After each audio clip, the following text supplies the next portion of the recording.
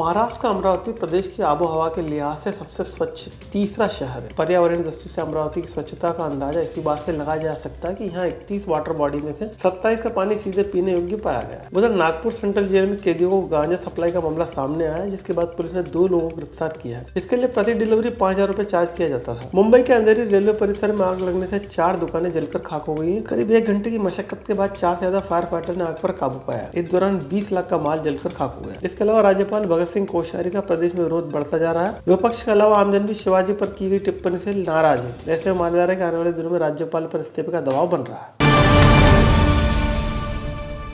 Nagpur central jail में गांजा supply करने वाले एक रैकेट का पर्दाफाश हुआ है, जिसमें जेल के 2 सिपाही और 3 हिस्ट्री शीटर बदमाश शामिल हैं। पुलिस ने इन सभी को गिरफ्तार कर लिया। पकड़े गए बदमाशों पर आरोप है कि जेल में बंद कैदियों को गांजा सप्लाई करने के लिए प्रति डिलीवरी 5,000 रुपए चार्ज किए जाते थे। इस कारनामे को अंजाम देने के लिए आरोपी ने फर्जी दस्तावेजों के जरिए सिम कार्ड हासिल किया था। ये व्हाट्सएप के जरिए डिलीवरी सिस्टम को चला रहे थे। नागपुर के पुलिस आयुक्त अमितेश कुमार ने बताया कि तीनों हिस्ट्री शीटर हत्या और क्रिप्टो करेंसी धोखाधड़ी के आरोप में जेल में बंद अपने 2 सहयोगियों के संपर्क में थे। सेंट्रल जेल नागपुर में से कोई आरोपी जेल के अंदर से फ़ोन करके अपने साथियों को मैसेज पहुंचा रहे थे कि उन्हें कुछ सामान चाहिए या पैसा चाहिए और कुछ नशे की वस्तु चाहिए।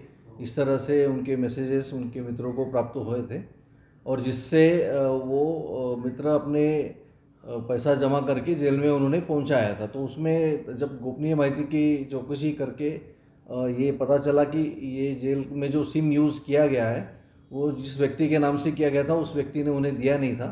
उस व्यक्ति के डॉक्यूमेंट्स फेक डॉक्यूमेंट्स का यूज़ करके सिम प्रोक्योर किया गया, ऐसी इनिशियल जानकारी प्राप्त हुई है इन्वेस्टिगेशन में। तो उसी के तहत गुना दाखिल करके उसमें इन्वेस्टिगेशन की जा रही है। प्राप्त जो इन्वेस्टिगेशन में जो जानकारी मिली है उसमें जेल के कुछ सिपाही भी जो है वो उन आरोपियों को मदद कर रहे थे और व्हाट्सएप मैसेजेस उनके मोबाइल से भी भेजकर वो फोटोग्राफ भेजकर वो सामान मंगवा रहे थे और उनके थ्रू जेल में पहुंचा रहे थे। ऐसी जानकारी मिलने से ऑफेंस रजिस्टर किया गया है और अभी 3 साथीदार जो आरोपियों के 3 साथीदार हैं उनको गिरफ्तार किया गया और साथ ही में जेल पुलिस के 2 व्यक्तियों को भी ताबे में लिया गया है।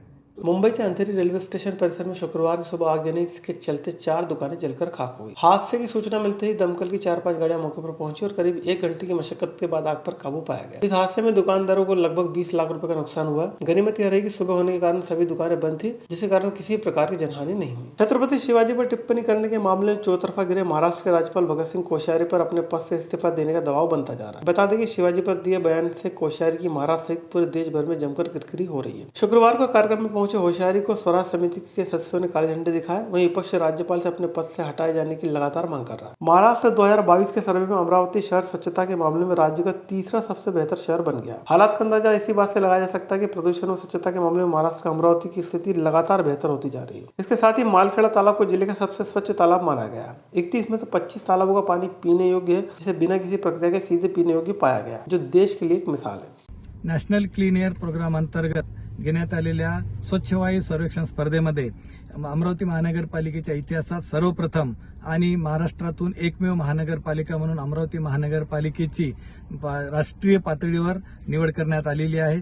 या अंतर्गत अमरावती महानगरपालिकेस रक्कम रुपये 25 लाखाचे बक्षीस जाहीर करण्यात आलेले आहे।